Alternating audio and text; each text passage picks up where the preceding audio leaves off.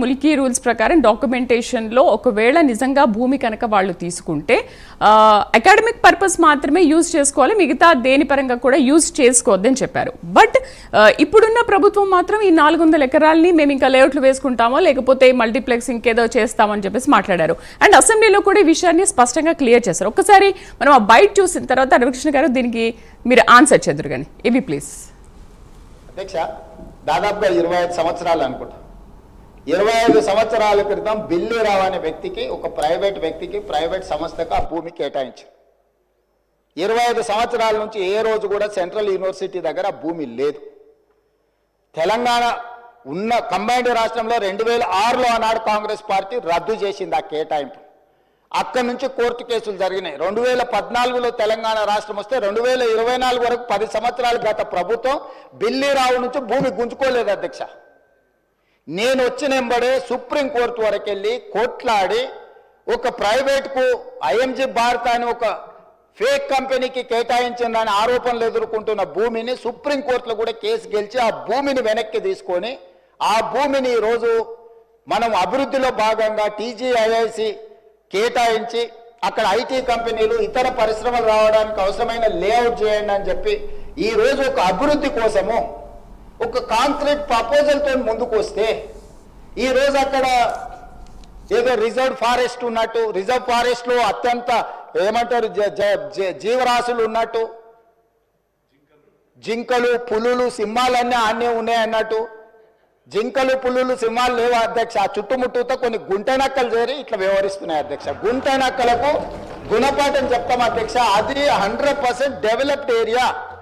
We are also going to utilize for development. We're not utilizing or otherwise మేము ఎవరికో అర్ధరాత్రి పూట ఎవరికో కట్టబెట్టే ప్రయత్నం చేయలేదు అధ్యక్ష. నేను ఒకటే మాట అడుగుతున్నా అధ్యక్ష, 10 సంవత్సరాల మీద అధికారంలో ఉన్నప్పుడు ఐఎంజీ భారత బిల్లీరావు అనే ఆయన దగ్గర భూమి ఉన్నప్పుడు మీకు బాధ లేదు, దుఃఖం లేదు, ఆ భూమిని వెనక్కి తీసుకురావాలని ఆలోచన లేదు. అలాంటి వాళ్ళ నుంచి ఆ భూమిని వెనక్కి తీసుకొచ్చి పరిశ్రమల అభివృద్ధి కోసం ఎందుకు అక్కడికి పోయినాం అధ్యక్ష? ఈరోజు అమెరికన్ కౌన్సిలేట్ అక్కడనే ఉంది. సో అది రవికృష్ణ గారు మీరేమంటారు? యాజ్ అడ్వకేట్గా నామ్స్ ప్రకారం ఆ డాక్యుమెంటేషన్లో ఉన్నట్టుగా అకాడమిక్ పర్పస్ మాత్రమే యూజ్ చేసుకోవాలి, కానీ దాంట్లో ప్రభుత్వము అక్కడ డిస్టర్బెన్స్ అయ్యే విధంగా ఎటువంటి లేఅవుట్లు కానీ అభివృద్ధి కోసం కానీ వేసుకోవద్దు, ఎటువంటి మల్టీ కంపెనీస్ కూడా పెట్టుకోవద్దని చెప్పారు. బట్ ఆ నామ్స్ ప్రకారం ఎందుకు ప్రభుత్వం ఫాలో అవ్వలేదు? అసెంబ్లీలో అంత ధైర్యంగా చెప్పడానికి రీజన్ ఏంటి? ఇక్కడ ముఖ్యంగా ఆలోచించాల్సింది ప్రభుత్వము ఆదాయ వనరులు అంటే ఆస్తులు అమ్మి ప్రభుత్వాన్ని నడపాలి అనే ఉద్దేశం ప్రభుత్వానికి స్పష్టంగా కనిపిస్తుంది. గుడ్, ప్రైవేట్ వ్యక్తి నుంచి మీరు స్వాధీనం చేసుకున్నారు, కేసు గెలిచారు, అభినందనీయం. అలా అని చెప్పి ఆ భూమిని అమ్మాలని రూల్ లేదు కదా. దాంట్లో మనం బయోడైవర్సిటీ గురించి ఫస్ట్ ఆలోచించాలి. వివిధ రకాలైన 129 డిఫరెంట్ స్పైసెస్ ఆఫ్ ట్రీస్ ఉన్నాయి, అక్కడ ప్లాంట్స్ ఉన్నాయి. దాంతో పాటు నెమ్మళ్ళ అరుపులు మనం వెళ్ళొచ్చు, వీళ్ళు జేసీబీలు నడుస్తున్నప్పుడు వీడియోలో ఏదైతే మీడియాలో వచ్చాయో దాని ప్రకారం వివిధ రకాల జీవరాశులు ఉన్నమాట వాస్తవం, వివిధ రకాల విలువైన మెడిసినల్ ప్లాంట్స్ ఉన్నట్టు వాస్తవం, వివిధ రకాల చెట్లు ఉన్నట్టు వాస్తవం. ఇప్పుడు మనకి అండర్ గ్రౌండ్ వాటర్ లెవెల్స్ ఎలా ఉన్నాయి హైదరాబాద్ సరౌండింగ్, ఈవెన్ తెలంగాణ చుట్టుపక్కల మొత్తంలో కూడా అండర్ గ్రౌండ్ వాటర్ లెవెల్స్, సిటీలో అయితే మనకి 1500-1600 వెళ్ళినా కూడా వాటర్ దొరకని పరిస్థితి, డెప్త్ అంత కిందికి వెళ్ళిపోయింది. ఎండల తీవ్రత చూడొచ్చు. మనం పర్యావరణాన్ని చేతులారా అభివృద్ధి అనే పేరుతో పాడు చేసుకుంటున్నాం. మనం ప్లాన్డ్ అర్బనైజేషన్ కోసమే 2008లో హెచ్ఎండిఏని తీసుకురావడం జరిగింది.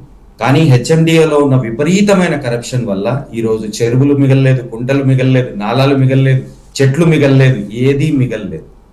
ఆ పోవడానికి కారణమే ఈ రోజు మనం నీటి ఎద్దడిని కానీ మిగతా ప్రకృతి యొక్క విపరీత తీవ్రతను మనం చూస్తున్నాం.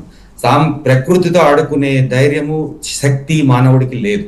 మనం పరిరక్షించాల్సిన బాధ్యత మనందరిపైన ఉంది. Article 51 AG mandates every citizen, places duty on every citizen to protect lakes and natural resources, including the trees, plants, whatever you call. ఇప్పుడు దాంట్లో ఆ భూమిని అమ్మి పథకాలు ఉచితంగా, ఇప్పుడు రైతులకు రుణమాఫీ చేస్తాము, రైతులకు రైతు బంధు, ఒకళ్ళు ఇచ్చారని చెప్పి ఇంకొకళ్ళు ఇచ్చారని చెప్పి ఇంకొకళ్ళు, ఎవరి డబ్బు ఎవరిస్తున్నారు? ఇప్పుడు మాలాంటి వాళ్ళు కష్టపడి రోజంతా సంపాదించి మేము తిప్పలు పడి చేసిన తర్వాత ముక్కుబిండి ఇన్కమ్ ట్యాక్స్ వసూలు చేస్తారు, అది డైరెక్ట్ ట్యాక్స్. కానీ ఇండైరెక్ట్ ట్యాక్స్ ప్రతి ఒక్కడు కడతాడు, ప్రతి మనిషి కడతాడు. ఇక్కడ భారతదేశంలో ప్రతి మనిషి ఉప్పు పప్పు ఏమి కొన్నా కూడా, ఆఖరికి శ్మశానానికి వెళ్ళినా కూడా ప్రతిదీ కూడా ట్యాక్స్ కట్టకుండా ఇప్పుడు నా సొంత కారు కొనాలన్నా నేను 10 లక్షల వాల్యూ 3 లక్షలు ట్యాక్స్ కట్టాలి. అవును. ఈ డబ్బుతోనే కదా మీరు దానాలు చేసేది. ఆ ఇందిరమ్మ చేసింది, రాజీవ్ గాంధీ చేసిండు, నరేంద్ర మోదీ చేసిండు, వాళ్ళు ఫ్రీగా ఇచ్చిర్రు, వీళ్ళు ఫ్రీగా ఇచ్చిర్రు. ఎవడు సొమ్ము ఎవడు ఫ్రీగా ఇస్తున్నాడు? ఇక్కడ మనము పర్యావరణాన్ని పరిరక్షించాల్సిన బాధ్యత అందరిపైన ఉంది. నిజంగా ప్రభుత్వానికి ఆదాయ వనరులు జనరేట్ చేసుకోవాలి అంటే కబ్జాకు గురైన 1000 ఎకరాల భూములను రికవర్ చేయండి. 2021లో నేను ఆర్టీఐ ఫైల్ చేసిన దాని ప్రకారం 2124 ఎకరాల ఎండోమెంట్ ల్యాండ్స్ అక్రాస్ తెలంగాణ కబ్జాకు గురయ్యాయి. ఒక్క దాని మీద కూడా కేసు కూడా కనీసం ప్రభుత్వాలు ఫైల్ చేయలేదు. ఇది ఆర్టీఐ సమాధానం నాకు వచ్చింది. అది కాగ్ ఆడిట్ రిపోర్ట్ ప్రకారం ఇది అసెంబ్లీలో 2018లో ప్రవేశపెట్టడం జరిగింది. Right. దానిపైన రికవరీకి ఇప్పుడు వచ్చిన ప్రభుత్వం కానీ గత ప్రభుత్వం కానీ ప్రయత్నించిందా? ఏమీ చేయలేదు. ఆ విషయాలు వదిలేస్తే గత 2014లో ఎకరాల్లో ఉన్న భూములు, ప్రభుత్వ భూములు చూడండి, రికార్డ్స్ మీ దగ్గరే ఉన్నాయి, గవర్నమెంట్ దగ్గరే ఉన్నాయి. ఇప్పుడు ఎకరాల్లో చూపిస్తున్న భూములు ఎంత మీరు చూడండి. ఎంత డిఫరెన్స్ ఉంటది అంటే 1000 ఎకరాలు మాయమైపోయాయి, కాలనీస్ కింద వెలిసాయి విచ్చలవిడిగా. అన్ప్లాన్డ్ అర్బనైజేషన్ కి ఇదే హెచ్ఎండిఏ దానికి అపోజిట్ గా పనిచేస్తూ కరప్షన్ కి ప్రతిబింబంగా నిలబడిందని చెప్పడానికి ఎటువంటి సందేహం లేదు.